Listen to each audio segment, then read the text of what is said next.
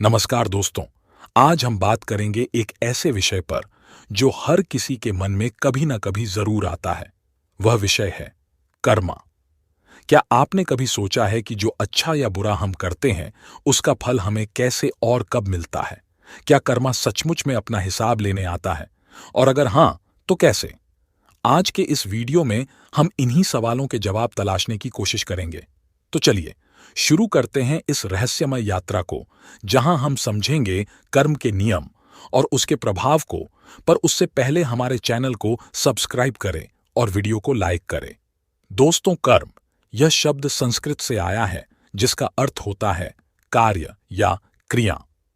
हिंदू धर्म, बौद्ध धर्म, जैन धर्म और सिख धर्म में कर्म के सिद्धांत को बहुत महत्व दिया जाता है।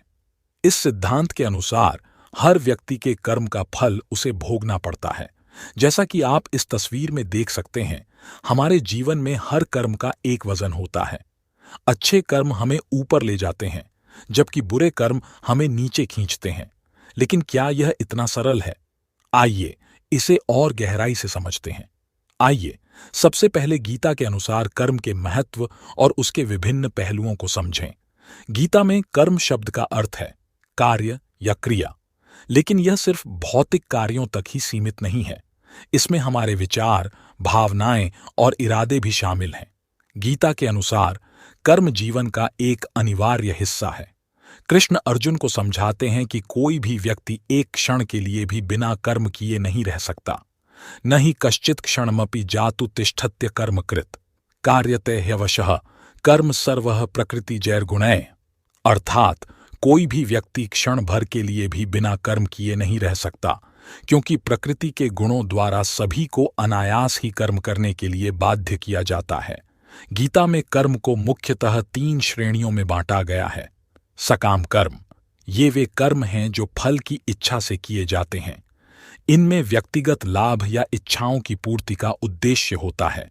निष्काम कर्म, ये वे कर्म हैं जो बिना किसी फल की इच्छा के किए जाते हैं। इन्हें कर्तव्य भाव से किया जाता है। अकर्म, यह कर्म न करने की स्थिति नहीं है, बल्कि ऐसे कर्म हैं जो बंधन का कारण नहीं बनते। यह एक उच्च आध्यात्मिक अवस्था है। गीता निष्काम कर्म को सबसे श्रेष्ठ मानती है। कृष्ण अर्जुन को समझाते हैं कि कर्म करो, लेकिन उसके फल की चिंता मत करो। कर्मण्येवाधिकारस्ते मां फलेषु कदाचन मां कर्म फल हेतुर्भूर्मा ते संगोस्त्व कर्मणि। अर्थात तुम्हारा अधिकार केवल कर्म करने में है, फल में कभी नहीं। इसलिए तुम कर्म फल के हेतु मत बनो, और न ही कर्म न करने में तुम्हारी आसक्ति हो। गीता कर्मयोग की शिक्षा देती है, जो कर्म के माध्यम से आध्यात्मिक उन्नति का मार्ग है।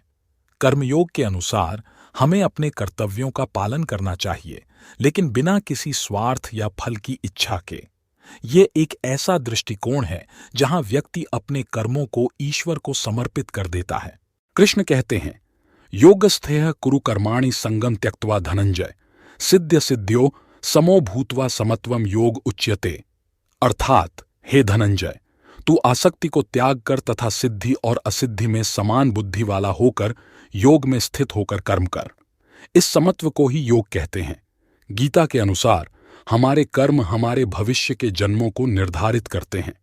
जब तक हम कर्मों के बंधन में फंसे रहते हैं, तब तक हमें जन्म मरण के चक्र में घूमना पड़ता है। देहिनोऽस्मिन्यथा देहे कौमारं यौवनं जरा तथा देहांतर प्राप्तिर्धीरस्तत्र न मुह्यति। अर्थात जैसे इस देह में देही जीवात्मा की बालकपन, युवावस्था और वृद्धावस्था होती है, वैसे ही अन्य शरीर की प्राप्ति होती है। धीर पुरुष उससे मोहित नहीं होता।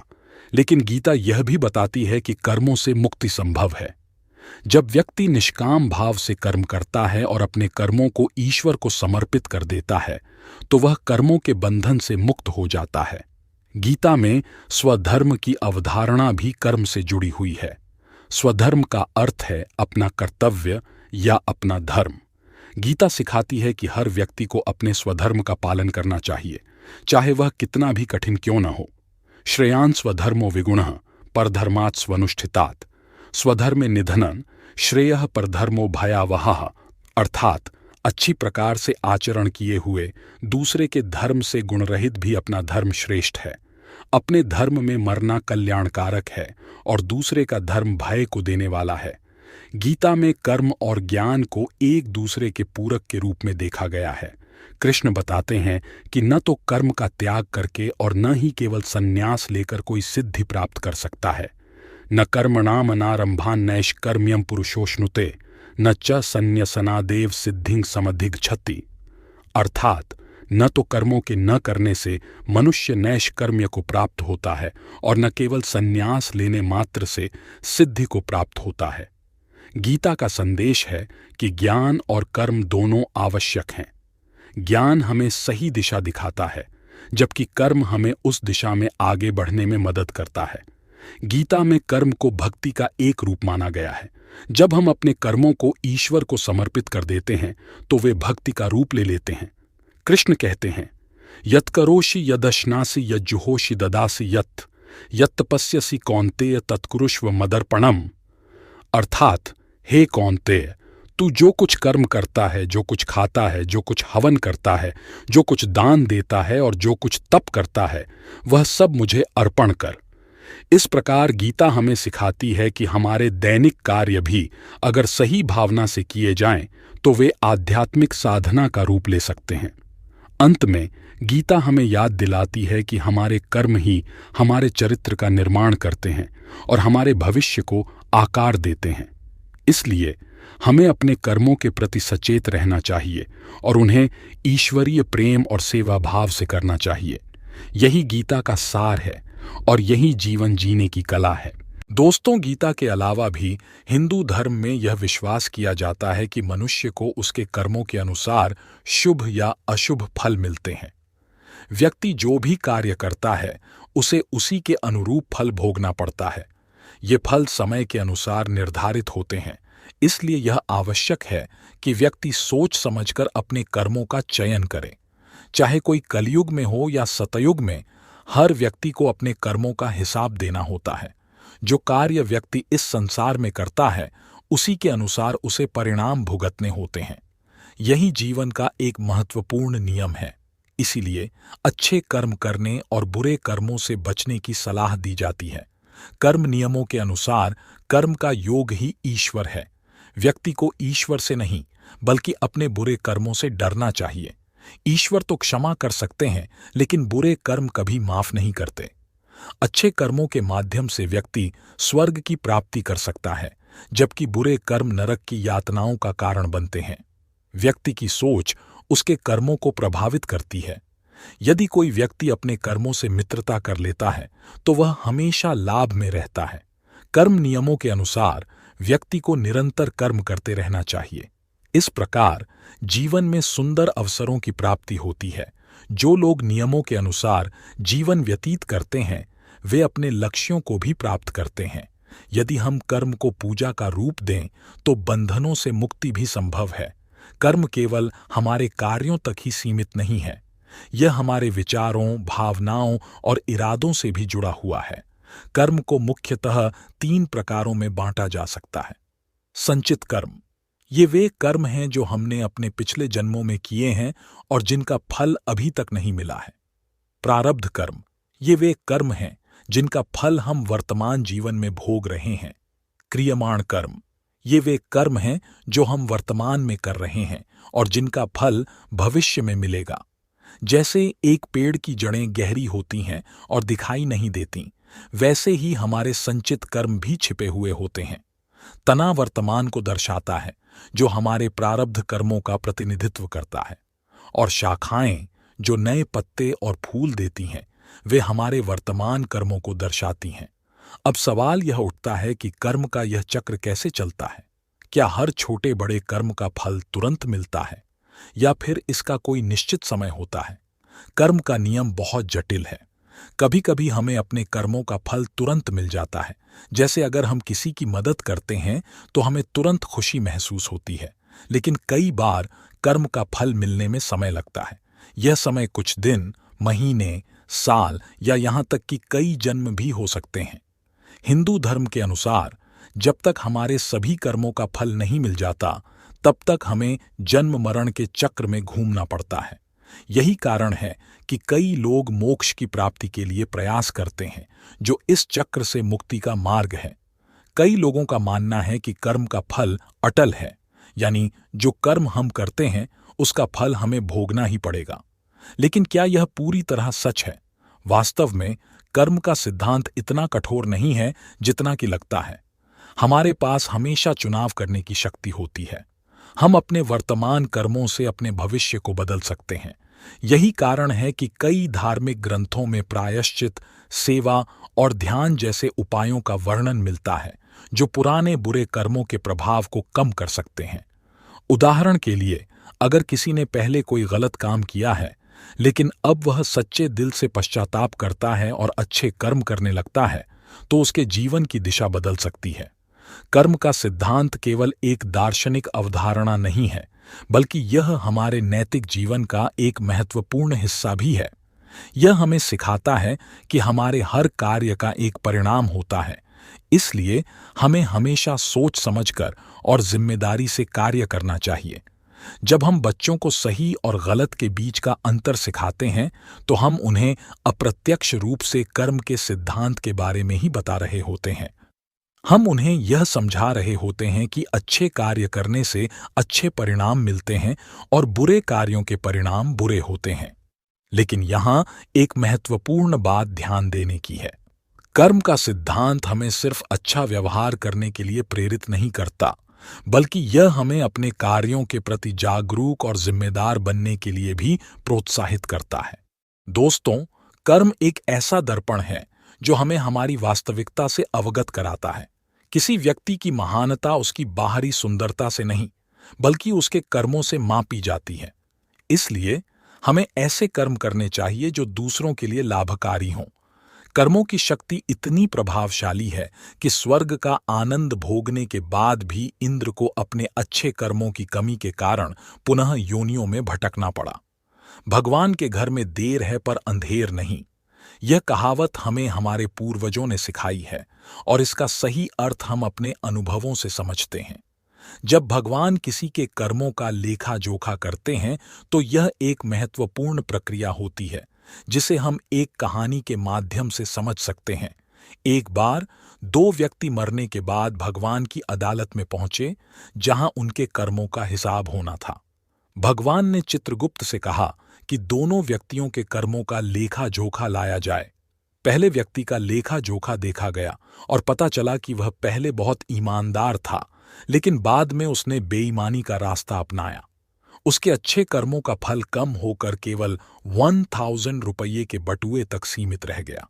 इसका कारण था कि उसने अपने जीवन का मार्ग बदल दिया, जिससे उसका प्रारब्ध प्रभावित हुआ। दूसरे व्यक्ति का लेखा जोखा निकाला गया, जो पहले बेईमान था, लेकिन बाद में उसने सुधार किया। उसे जीवन में सुधारने का एक अंतिम अवसर मिला, जिसे उसने स्वीकार कर लिया। इस सुधार के कारण उसकी सजा कम होकर केवल एक कांटे के चुभने जितनी रह गई, जो उसकी पूर्व बेईमानी का परिणाम था।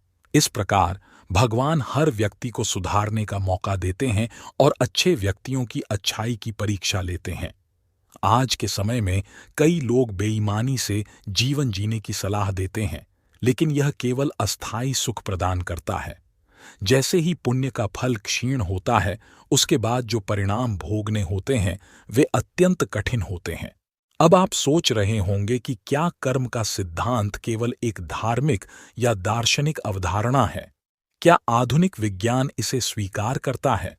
जबकि विज्ञान सीधे तौर पर कर्म के सिद्धांत को नहीं मानता, लेकिन कई वैज्ञानिक सिद्धांत इसके समान हैं।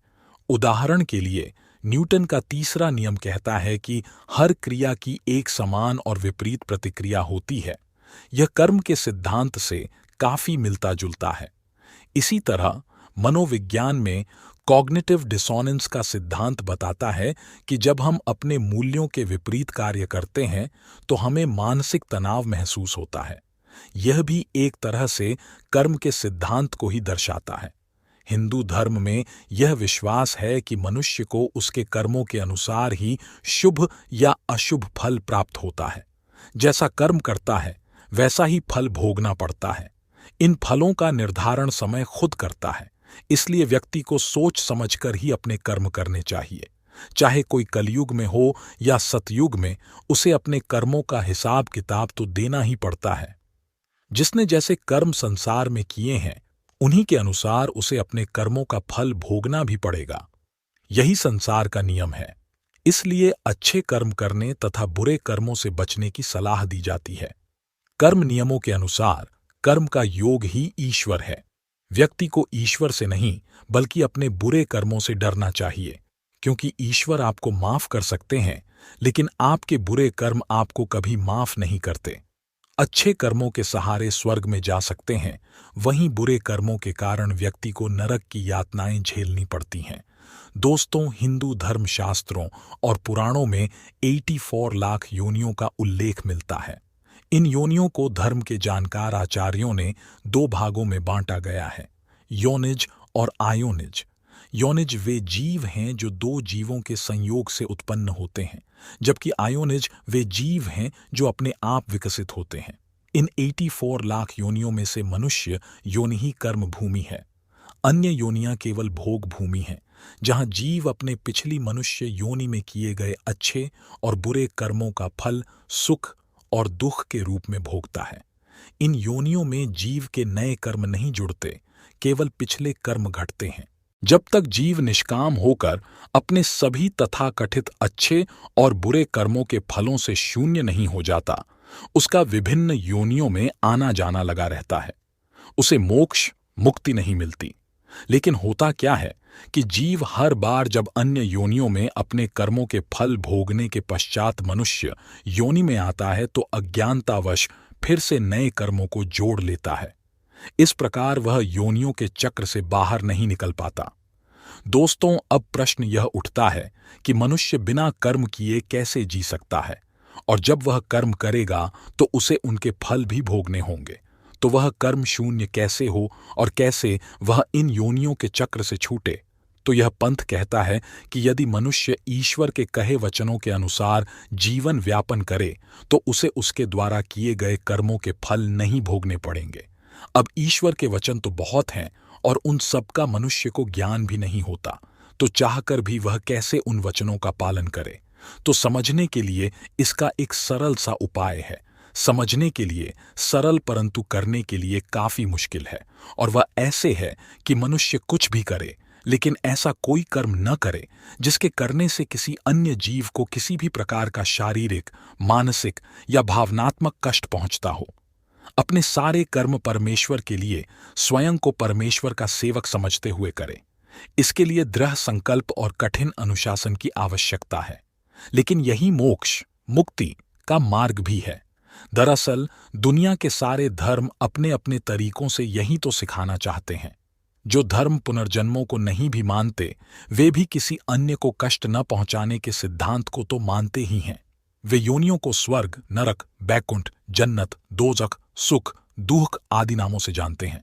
ईश्वर के वचनों के अनुसार आचार करने पर मनुष्य के विकार काम, क्रोध, लोभ, मोह, मद, मत्सर, अहंकार, राग, द्वेष आदि कम होते होते शून्य हो सकते हैं। ऐसा मनुष्य जिसके ये विकार हट जाएं, वह स्वाभाविक रूप से ही कभी किसी को शारीरिक, मानसिक या भावनात्मक कष्ट नहीं पहुंचाता। वह कर्म फलों से शून्य हो जाता है। अस्थायी सुख और दुख योनियों के चक्र से छूटकर मोक्ष मुक्ति का सुपात्र बन जाता है। दूसरे शब्दों में उसका मूल केवल स्वरूप अनादि अविद्या से उपजे अज्ञान और अन्यथा ज्ञान की अशुद्धियों से पूर्ण रूप से हटकर सच्चिदानंद परमेश्वर के केवल स्वरूप नवनूतन परमानंद में सदा सदा के लिए विलीन होने के योग्य हो जाता है। मनुष्य की समस्या यह है कि समुचित ज्ञान के अभाव में वह विभिन्न धार्मिक पंथों की पूजा पाठ विधियों को ही धर्म समझ बैठता है और उनको पालन करके प्रभु को पाने की इच्छा पालता रहता है, जबकि उसके विकार ज्यों के त्यों बने रहते हैं। ईश्वर को मनुष्य द्वारा की गई वैसी पूजा की आवश्यकता नहीं है। यह मनुष्य की ही आवश्यकता है कि उसे सभी प्रकार के अस्थायी सुख दुख कर्मों के फलों से छुटकारा चाहिए, जो वह अपने विकारों से शून्य होकर ही पा सकता है। तथाकथित धार्मिक पूजा विधियां इस मायने में आवश्यक हैं कि वे मनुष्य को ईश्वर की ओर आने और अन्य किसी बुरे प्रलोभनों से दूर रखने में सहायक होती हैं, परंतु वे अपने आप में पूर्ण धर्म नहीं हैं। धर्म तो उपरोक्त आचरण ही है। मनुष्य किसी भी धर्म का अनुयायी हो, उसे सच्चे मन से ढूंढने पर अपने ग्रंथों में ईश्वर के वचन मिल जाएंगे, जिनका पालन करने पर उसके विकार नष्ट होंगे, उसके कर्मों के फल कम होते होते शून्य होंगे और उसे मोक्ष मुक्ति की प्राप्ति होगी, स्थायी परमानंद की प्राप्ति होगी। जिसे आप मेरा जीवन कहते हैं, वह एक खास मात्रा में ऊर्जा है जो कुछ खास जानकारी से नियंत्रित होती है। आज की शब्दावली में इस जानकारी को सॉफ्टवेयर कह सकते हैं। एक खास मात्रा में ऊर्जा में कुछ खास मात्रा में जानकारी भरी होती है। ये दोनों साथ मिलकर आप बन जाते हैं। आपके अंदर भरी जानकारी की किस्म के कारण आप एक खास तरह के व्यक्तित्व बन जाते हैं। जब से आप पैदा हुए तब से अभी तक जिस किस्म का परिवार, घर, मित्र और आपने जो चीजें की और जो नहीं की, ये सारी चीजें आपको प्रभावित कर रही हैं। हर विचार, भावना और कार्य आपके अंदर मौजूद सिर्फ पिछली छापों से आता है। वे ही तय करते हैं कि आप अभी कौन हैं। जिस तरह से आप सोचते, महसूस करते और जीवन को समझते हैं, वह बस इस पर निर्भर करता है कि आपने किस तरह से अपने अंदर आई चीजों को आत्मसात किया है। जीवन की पिछली छापें आपके पैदा होने के पल से काफी पहले तक की हैं, लेकिन अभी आपके बोध में जिस पल आप पैदा हुए, कम से कम तब से आज तक किस तरह के माता पिता, परिवार और शिक्षा आपको मिली, किस तरह की धार्मिक और सामाजिक पृष्ठभूमि, किस तरह की सांस्कृतिक हकीकतें, ये सारी छापें आपके अंदर गई हैं। किसी व्यक्ति के अंदर किस तरह की जानकारी गई है, सिर्फ उसी वजह से वह एक अलग व्यक्तित्व बन गया है। यही कर्म है। इस जानकारी को कर्म या कर्म शरीर या कारणात्मक शरीर कहते हैं, जिस कारण जीवन बना है। दोस्तों, यह जानकारी कई अलग अलग स्तरों पर होती है। कर्म के 4 आयाम हैं, जिनमें से 2 अभी प्रासंगिक नहीं हैं। समझने के लिए हम दूसरे 2 के बारे में बात कर सकते हैं। एक संचित कर्म है। यह कर्म का गोदाम है जो एक कोशिकीय जीव से और उन निर्जीव पदार्थों से शुरू होता है जहां से जीवन का विकास हुआ है। वह सारी जानकारी मौजूद है। अगर आप अपनी आंखें बंद करते हैं और पर्याप्त जागरूक बन जाते हैं और अपने अंदर देखते हैं, तो आप ब्रह्मांड की प्रकृति को जान जाएंगे। इसलिए नहीं कि आप उसे अपने मन के जरिए देख रहे हैं, बल्कि सिर्फ इसलिए क्योंकि शरीर के निर्माण में यह जानकारी मौजूद है। सृष्टि की शुरुआत से जानकारी का गोदाम मौजूद है। यह आपका संचित कर्म है, लेकिन आप अपना गोदाम लेकर खुदरा धंधा नहीं कर सकते। खुदरा धंधे के लिए आपको दुकान चाहिए। उस रिटेल दुकान को जो इस जीवन के लिए है, प्रारब्ध कहते हैं। दोस्तों, आध्यात्मिक जीवन में एक शब्द अक्सर सुनने में आता है, निष्काम। कई लोग इस शब्द का बहुत अलग अलग अर्थ लगाते हैं। कुछ तो बहुत ही हास्यास्पद होते हैं जो कहते हैं निष्कामता यानी कर्म से हट जाना, कर्म ना करना। जीवन की हकीकत यह है कि हम बिना कर्म किए रह ही नहीं सकते। कर्म के बिना तो पशु भी नहीं रह सकते। सिर्फ मनुष्य में ही यह संभावना है कि वह अपने कर्मों को अपने हिसाब से परिभाषित कर सकता है। अधिकांश कर्म हम अपने हित और स्वार्थ के लिए करते हैं। इनका फल भी उतना ही होता है। इस तरह के कर्म को सकाम कर्म कहते हैं। यहीं से निष्काम कर्म की परिभाषा शुरू होती है। निष्काम कर्म उसे कहते हैं जिसके पीछे हमारा कोई निजी हित, निजी स्वार्थ ना जुड़ा हो। कभी कभी कुछ काम ऐसे भी किए जाएं जिसका हमारे लिए कोई फायदा ना हो। हमेशा याद रखिए, दूर तक वे ही कर्म फायदा देते हैं। कर्म में निष्कामता का भाव होगा तो हमारी संवेदनाएं प्रबल होंगी। हम संवेदनशील बनेंगे। कभी अनजान की मदद, कभी प्रकृति की सेवा, कभी परमात्मा के ध्यान में बैठना, भगवान की पूजा करना, लेकिन उनसे कुछ मांगना नहीं। किसी गरीब की सहायता, ऐसे कई कर्म हैं जिनसे आप अपने भीतर निष्कामता का भाव लाने की शुरुआत कर सकते हैं। कभी कभी ये भी सोचिए कि आप सिर्फ निमित्त हैं, सारा काम कोई और ही करवा रहा है। थोड़ा समय ऐसा निकालें जिसमें अपेक्षा रहित हो जाएं। जो हो रहा है उसे होने दें। अपने आप को सिर्फ एक माध्यम समझें। किसी भी कर्म में खुद को शामिल ना करें, मतलब खुद के स्वार्थ को ना देखें। फायदा हो रहा है या नुकसान, इसका विचार मन में ना लाएं। कर्म में निष्कामता जड़ भरत से सीखिए। भागवत में कथा है जड़ भरत की। वे कोई भी कर्म हो उसे परमात्मा की इच्छा समझकर करते थे। चिड़िया खेत का दाना चुग जाए तो परमात्मा की इच्छा, बाढ़ आ जाए तो परमात्मा की इच्छा। एक बार तो किसी ने उनकी बलि चढ़ाने के लिए उनकी गर्दन पर तलवार भी रख दी, तो भी वे निष्काम रहे, विचलित नहीं हुए। उसे भी परमात्मा की मर्जी ही माना, तो भगवान खुद आ गए उनकी जान बचाने। दोस्तों, हिंदू धर्म में मान्यता है कि मनुष्य के हर अच्छे बुरे कर्मों का फल उसे स्वर्ग या नरक में प्राप्त होता है। इन अच्छे बुरे कर्मों का हिसाब यमलोक में चित्रगुप्त की पुस्तक में अंकित होता है। ये बातें तो लगभग सभी जानते हैं, लेकिन ये बात बहुत कम लोग जानते हैं कि मनुष्यों द्वारा किए गए अच्छे बुरे कर्मों के बारे में चित्रगुप्त को कौन बताता है। गरुड़ पुराण में इस बारे में बताया गया है। ये जानकारी इस प्रकार है।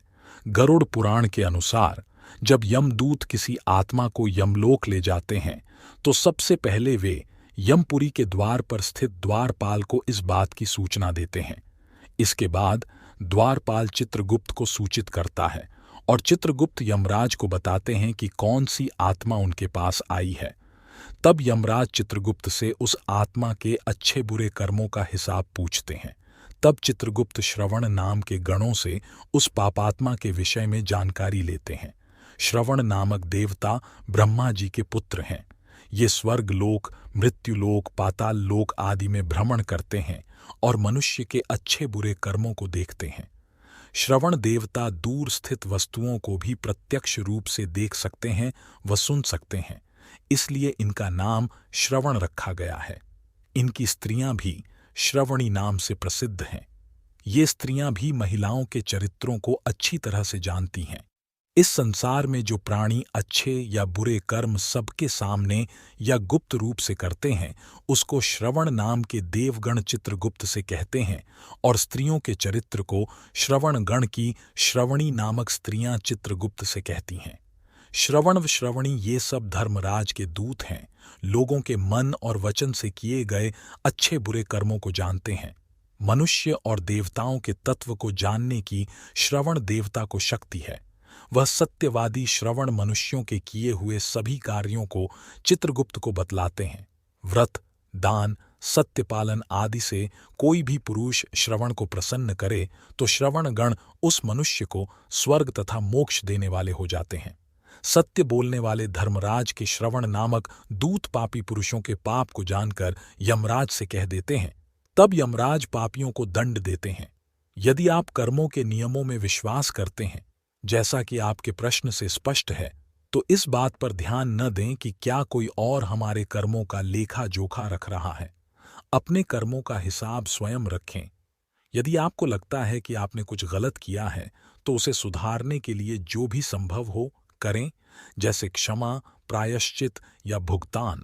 कर्मों से पहले मानसिक कर्म भी होते हैं, जब केवल विचार उत्पन्न होता है लेकिन क्रिया नहीं होती। इस स्थिति में उस विचार का गहराई से मनन करें। यदि आपकी अंतरात्मा कहती है कि यह गलत है, तो दृढ़ता से ऐसे कर्म करने से बचें।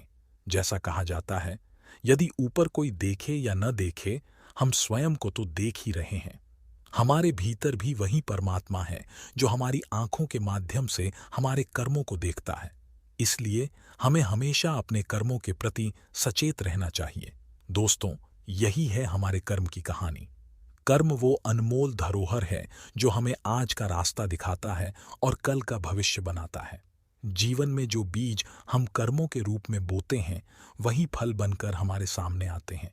इसलिए अपने हर एक कदम, हर एक कर्म को सोच समझकर उठाएं, क्योंकि कर्म का चक्र कभी रुकता नहीं और इसका असर हमेशा हमारे जीवन में दिखाई देता है। अगर आपको हमारी यह जानकारी और कहानी पसंद आई हो तो हमारे चैनल को सब्सक्राइब करना न भूलें। इससे आपको हमारे नए वीडियो की अपडेट मिलती रहेगी। और हाँ, अगर आपको यह वीडियो अच्छा लगा हो तो लाइक ज़रूर करें और अपने दोस्तों के साथ शेयर भी करें। आपके सपोर्ट से ही हमें आगे बढ़ने की प्रेरणा मिलती है। धन्यवाद।